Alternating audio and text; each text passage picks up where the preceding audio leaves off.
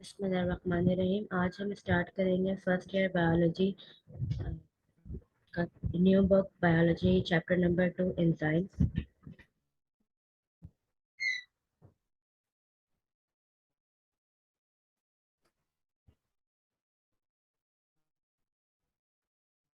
Enzyme chapter से आप familiar हैं। सेम एंजाइम चैप्टर अपने क्लास 9 में भी स्टडी किया है। इस चैप्टर के जो लर्निंग ऑब्जेक्टिव्स हैं, यानी कि लर्निंग ऑब्जेक्टिव का मतलब है चैप्टर के एंड में जो बातें आपको पता होनी चाहिए वो है एंजाइम का structure, mechanism of enzyme action, factor effect in enzyme action, enzyme inhibition, and classification of enzyme। Start करते हैं इंट्रोडक्शन के साथ। तो बेसिकली एंजाइम्स होते क्या हैं? एंजाइम्स में be defined as organic substances capable of catalyzing specific chemical reactions in the living system। Basically हम एंजाइम्स जो है वो बायो कैटलिस्ट होते हैं, और जो बायो कैटलिस्ट होते हैं वो किसी भी लिविंग बॉडी में होने वाले केमिकल रिएक्शन के स्पीड को इंक्रीज कर देता है, यानी कि स्पीड अप कर देता है। तो एंजाइम एक ऐसा सब्सटेंस होता है जो कि केमिकल रिएक्शंस के स्पीड को बढ़ा देता है। जो नेम है एंजाइम, ये सबसे पहले यूज़ किया गया था फ्रेडरिक विल्हेम कोने की तरफ से 1878 में फ्रेडरिक विल्हेम कोने ने वर्ड एंजाइम यूज़ किया। तो ये नेम इम्पॉर्टेंट है कि एंजाइम वर्ड किसने यूज़ किया था सबसे पहले। देन एंजाइम की डिस्कवरी के बाद, यानी कि 1878 के बाद से ये कंसिडर किया जाता है कि ऑल एंजाइम्स आर प्रोटीन्स, कि जितने भी एंजाइम्स हैं वो सब प्रोटीन से बने होते हैं। और ये बात अभी भी वैलिड है कि मोस्टली जो एंजाइम है, ऑल नहीं बट मोस्टली, यानी कि ज़्यादातर एंजाइम प्रोटीन से मिलकर बने होते हैं। लेकिन इन 1980s के दौरान टू साइंटिस्ट ने, Thomas Cech and Sidney Altman, इन्होंने डिस्कवर किया कि प्रोटीन के अलावा कभी कभी आरएनए, यानी कि राइबो न्यूक्लिक एसिड भी एंजाइम के तौर पे एक्ट करता है। तो वो एंजाइम जो कि नेचर वाइज आरएनए हो, यानी कि आरएनए से बने हुए एंजाइम को हम कहते हैं ribozyme enzyme. Then important topic जो है हमारे पास वो है characteristic of enzyme. It is very important क्योंकि इससे शॉर्ट क्वेश्चन भी पूछ सकते हैं और इससे डिटेल भी बना सकते हैं। What are characteristic of enzyme, what are properties of enzyme करके। फर्स्ट प्रॉपर्टी जो गिवन है, enzymes are biocatalyst produced in protoplasm, synthesized in the cell। Enzyme biocatalyst होते हैं। बायोकैटलिस्ट मतलब लिविंग बॉडी में होने वाले केमिकल रिएक्शंस को ये स्पीड अप कर देते हैं। एंजाइम बनता कहाँ है? सेल के प्रोटोप्लाज्म में एंजाइम की सिंथेसिस होती है। सेल होता है, सेल में सेल मेम्ब्रेन होता है, सेल मेम्ब्रेन के अंदर एक फ्लूइड पार्ट होता है जिसे प्रोटोप्लाज्म या फिर साइटोप्लाज्म कहा जाता है। इसी साइटोप्लाज्म या प्रोटोप्लाज्म के अंदर एंजाइम की सिंथेसिस होती है। Most of the enzymes are proteinaceous in nature, macromolecules of globular proteins with high molecular weight। ज़्यादातर एंजाइम्स, जैसे पहले भी डिस्कस किया गया है कि एंजाइम प्रोटीन से बने हुए होते हैं। क्योंकि एंजाइम प्रोटीन से बने हुए होते हैं तो हम कहते हैं एंजाइम जो है प्रोटीनेशियस है, यानी कि प्रोटीन से बना हुआ है। और प्रोटीन बेसिकली मैक्रोमोलिक्यूल्स होते हैं जिनका साइज बड़ा होता है, और हाई मॉलिक्यूलर वेट, यानी कि मॉलिक्यूलर वेट बहुत ज़्यादा हाई होता है, भारी होते हैं। They are either consist of protein, for example amylase और पेप्सिन, और may contain a non protein part, for example acetyl co A. अब एंजाइम टू टाइप्स के हो सकते हैं। एंजाइम या तो ऐसा होगा कि पूरा का पूरा एंजाइम प्रोटीन से बना हो, जैसे कि अमाइलेज और पेप्सिन, ये एंजाइम जो है ये प्योरली प्रोटीन से बने होते हैं और कुछ नहीं होता। या फिर कुछ एंजाइम्स ऐसे होते हैं जिनमें प्रोटीन होता है और प्रोटीन के साथ साथ कुछ नॉन प्रोटीन पार्ट भी होते हैं, यानी कि प्रोटीन के अलावा भी कोई मैक्रोमोलिक्यूल या माइक्रोमोलिक्यूल हो सकता है। तो ऐसे ऐसे एंजाइम्स की एग्जांपल में है एसिटाइल को ए।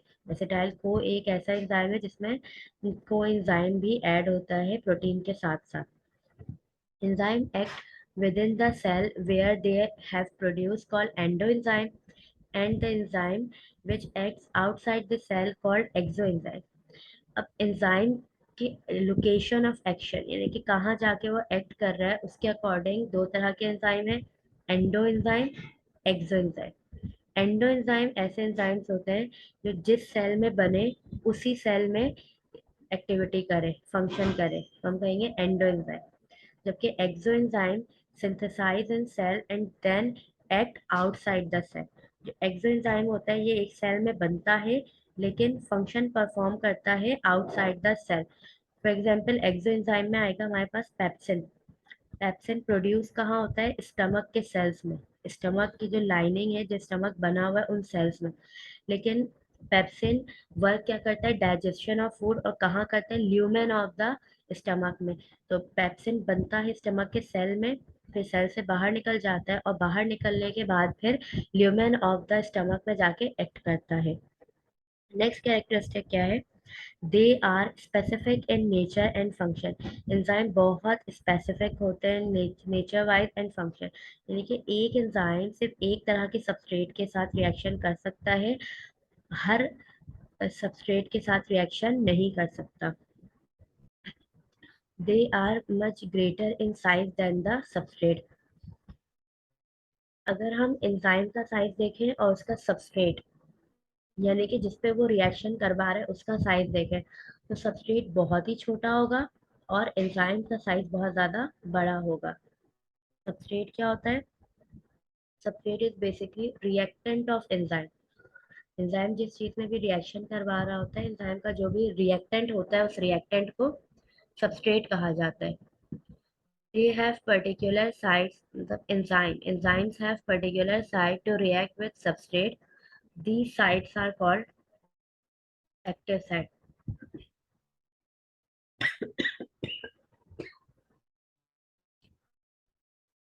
सबस्ट्रेट एंजाइम के पास जाके एंजाइम से अटैच हो जाता है, लेकिन एंजाइम के ऊपर सबस्ट्रेट की अटैचमेंट के लिए खास स्पेस मौजूद है जिसे कहते हैं एक्टिव साइट। तो ऐसा नहीं है कि सबस्ट्रेट एंजाइम में कहीं पे भी जाके अटैच हो जाए, सबस्ट्रेट एंजाइम के सिर्फ और सिर्फ एक्टिव साइट पे ही अटैच हो सकता है। बेसिकली एक्टिव साइट एंजाइम की वो जगह है जहाँ पे सबस्ट्रेट जाके अटैच होता है। Enzyme activity can be accelerated by certain ions or salt called activators. For example, manganese, magnesium, calcium, etc. Enzyme का तो काम है केमिकल रिएक्शन को स्पीड अप करवाना, लेकिन कुछ ऐसे सब्सटेंसेस भी मौजूद हैं जिनमें आयंस और सॉल्ट्स शामिल है। कुछ ऐसे आयंस और सॉल्ट्स भी हैं जो कि एंजाइम को और बेहतर बनाते हैं, एंजाइम की एक्टिविटी को और बढ़ा देते हैं। इन ऐसे आयंस और सॉल्ट्स को हम कहते हैं एक्टिवेटर्स। एक्टिवेटर्स वो आयंस और सॉल्ट्स जो कि एंजाइम की एक्टिविटी को और इंक्रीज कर दे, बढ़ा दे, एक्टिवेटर्स कहलाते हैं। For example manganese, magnesium, calcium, ये सब एक्टिवेटर है। ये एंजाइम की एक्टिविटी को और बेहतर बनाते हैं और इंक्रीज कर देते हैं। Enzyme can be inhibited by certain factors called inhibitors, for example substrate concentration, enzyme concentration, pH and temperature. अब जिस तरीके से कुछ चीज़ें एंजाइम की एक्टिविटी को बढ़ाती हैं, तो उसी तरह से कुछ ऐसी भी चीज़ें मौजूद हैं जो एंजाइम को वर्क करने से इनहिबिट, एंजाइम के एक्शन को इनहिबिट करती हैं, यानी कि रोक देती हैं, एंजाइम को फंक्शन परफॉर्म करने नहीं देती। तो वो तमाम फैक्टर, वो तमाम चीज़ें जो कि एंजाइम की एक्टिविटी को रोक दे, उन्हें कहते हैं इनहिबिटर्स। इनहिबिटर्स का मतलब है रोकने वाला। एंजाइम इनहिबिटर हर वो सब्सटेंस होगा जो एंजाइम की एक्टिविटी को रोक देता है। इसमें सबस्ट्रेट की कॉन्सेंट्रेशन, एंजाइम की कॉन्सेंट्रेशन, पीएच और टेम्परेचर शामिल है। इन तमाम फैक्टर्स को हम लेटर ऑन आगे डिफरेंट पार्ट्स में डिटेल में डिस्कस करेंगे, बिकॉज इसके ऊपर सेपरेटली लॉन्ग क्वेश्चन पूछा जाता है।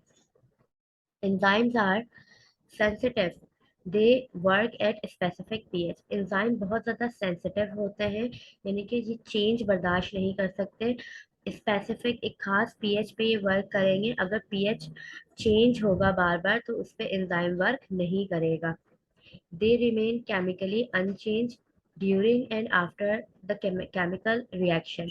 अब एक एंजाइम के बारे में एक खास इसकी प्रॉपर्टी ये है कि एंजाइम जैसा रिएक्शन में जाता है, तो रिएक्शन के दौरान और रिएक्शन के बाद भी एंजाइम वैसा ही रहता है, अनचेंज रहता है, एंजाइम में किसी किस्म की तब्दीली नहीं आती।